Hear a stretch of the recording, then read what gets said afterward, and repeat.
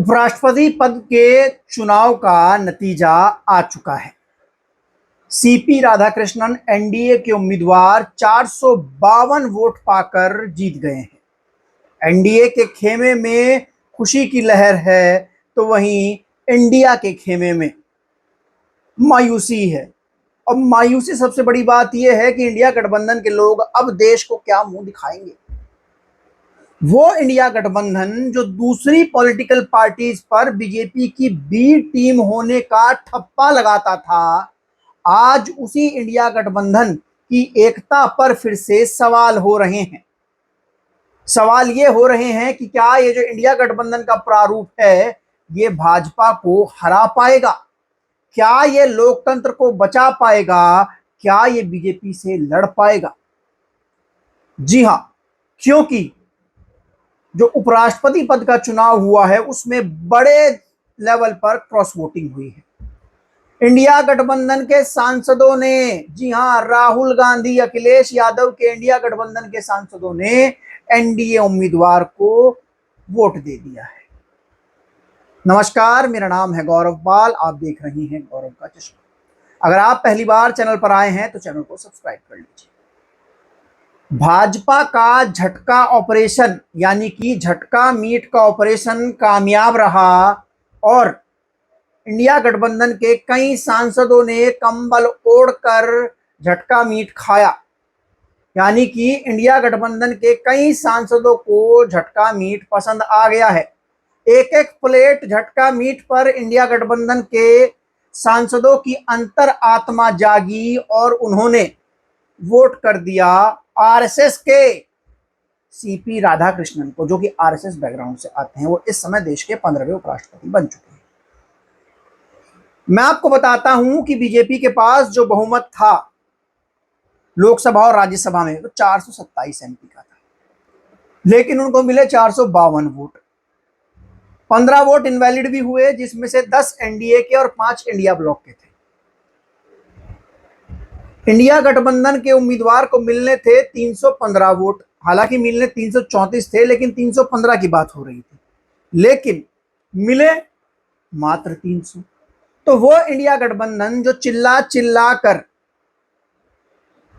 कई पार्टियों को बीजेपी की बी टीम बताता है, आज वो कहां मुंह छुपा रहा है? क्या वो अपने भीतर झांक कर नहीं देख रहा कि इंडिया गठबंधन के भीतर बैठे आरएसएस के, बीजेपी के एजेंट कौन हैं? कौन है वो लोग जो झटका मीट खाकर, अंतरात्मा की आवाज को सुनकर, कंबल ओढ़कर सीपी राधाकृष्णन को वोट दे आए? असुद्दीन ओवैसी ने खुलकर कहा था कि मैं वोट करूंगा इंडिया ब्लॉक को।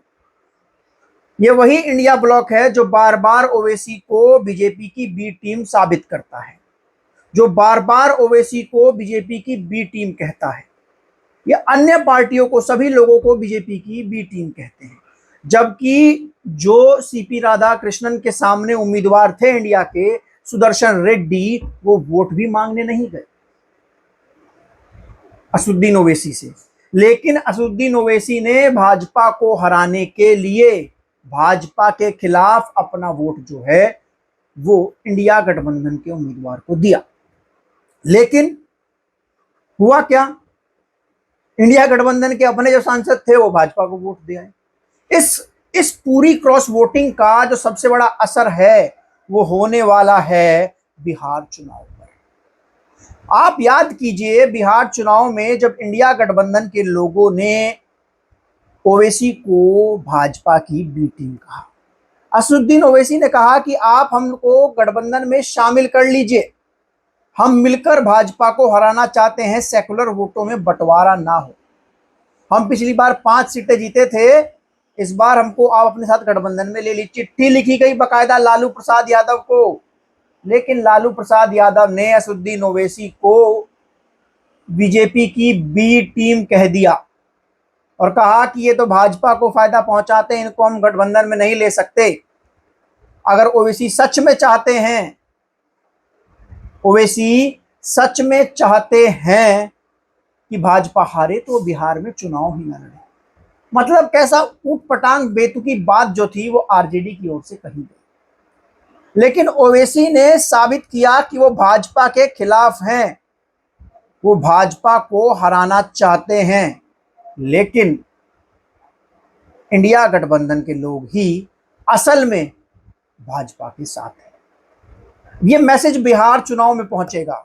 बिहार चुनाव में जो बड़ी संख्या में मुस्लिम वोटर ये कह रहा था कि असदुद्दीन ओवैसी को हमारे साथ लाया जाए, असदुद्दीन ओवैसी को गठबंधन में लिया जाए।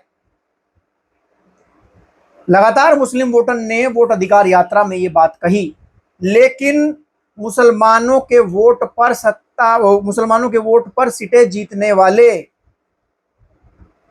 तेजस्वी यादव और राहुल गांधी ने नहीं शामिल किया असदुद्दीन ओवैसी को इस गठबंधन में।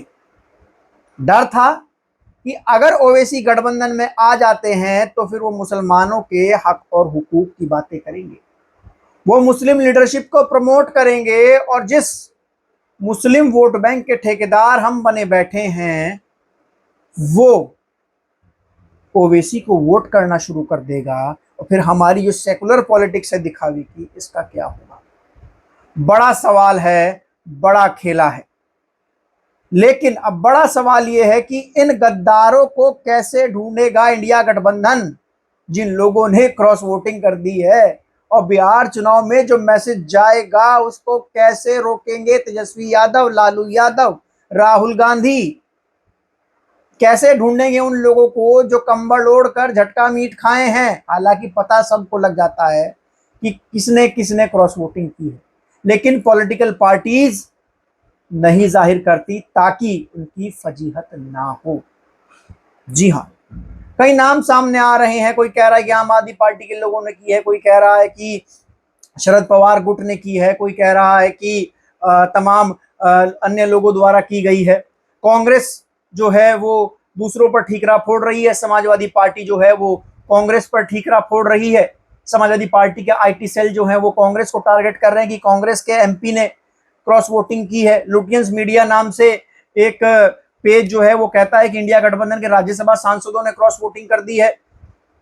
कल एक तस्वीर भी सामने आई थी, तब गिरिराज सिंह के साथ राजीव राय नजर आए थे और झटका मीट और अंतरात्मा की बात कही गई थी। अखिलेश यादव जो तैयारी कर रहे थे, कह रहे थे कि हराया जाएगा, इंडिया गठबंधन के उम्मीदवार हराएंगे एनडीए को, हमारे पास संख्या बल है, लोग बाग क्रॉस वोटिंग भी होगी, अंतरात्मा की आवाज भी सुनेंगे। लेकिन अंतरात्मा की आवाज किसने सुनी? सबने देखा। बड़ा सवाल यह है कि आखिर अपने लोगों पर शिकंजा ना कसकर, ऐसा पहली बार नहीं हुआ। राज्यसभा चुनाव में यूपी में समाजवादी पार्टी के लोगों ने बीजेपी उम्मीदवार के पक्ष में क्रॉस वोटिंग की थी, तो पहली बार ऐसा नहीं हो रहा है। क्रॉस वोटिंग करते हैं इंडिया गठबंधन के लोग, सपा, कांग्रेस, शरद पवार की पार्टी, आम आदमी पार्टी के लोग। लेकिन ठीकरा किसके सर पर फूटता है? बी टीम का असदुद्दीन ओवैसी, बीएसपी सुप्रीमो मायावती। क्यों फूटता है भाई? बड़ा सवाल ये है। अब तेजस्वी यादव बिहार की जनता को क्या जवाब देंगे कि बी टीम कौन है? जिस इंडिया गठबंधन की एकता की बात तेजस्वी बिहार से कर रहे थे, अभी यात्रा निकल रही थी, वोट अधिकार यात्रा, उसकी बात तेजस्वी यादव कर रहे थे। राहुल गांधी को इंडिया गठबंधन का प्रधानमंत्री बनाने की बात कर रहे थे। तो इंडिया गठबंधन के सांसद ही एकजुट नहीं है। कल को अगर इनकी सरकार बन जाएगी तो लोग तो सबसे पहले छोड़ के भाग जाएंगे, सबसे पहले बीजेपी इनको तोड़ लेगी। तो बड़ा सवाल यह है कि आखिर अब बी टीम कौन है? 15 सांसदों ने क्रॉस वोटिंग की है, 15 सांसदों, और बी टीम कौन है? और ऐसा नहीं है ये तो इंडिया गठबंधन के हैं, ऐसे कुछ सांसद भी थे जिन्होंने, इंडिया गठबंधन के नहीं है, जिन्होंने इंडिया गठबंधन के उम्मीदवार को समर्थन देने की बात कही थी, जैसे हनुमान बेनीवाल, चंद्रशेखर आजाद, असदुद्दीन ओवैसी। कहां गए वो लोग? तो काफी लोगों ने क्रॉस वोटिंग की है। आरएसएस के कैंडिडेट को क्रॉस वोटिंग की है। बीजेपी ने जो आरएसएस की पृष्ठभूमि से जिनको लेके आए, सीबी राधाकृष्णन को क्रॉस वोटिंग की है। बड़ा सवाल है कि अब बी टीम कौन है? क्या इंडिया गठबंधन अब एक और यात्रा निकाले, गद्दार ढूंढो यात्रा, और अपनी पार्टी के भीतर बी टीम को ढूंढेगा? बड़ा सवाल है। लेकिन ये छोटी पार्टियों को हमेशा आरोप लगाता रहेगा जो इनकी नींवें हिला सकती है कि वो बीजेपी की बी टीम। आपको विश्लेषण, ये बातचीत कैसी लगी हमें लिखकर जरूर बताइएगा साथियों। तब तक के लिए चलते हैं, फिर मिलेंगे दूसरे वीडियो में। धन्यवाद, नमस्कार।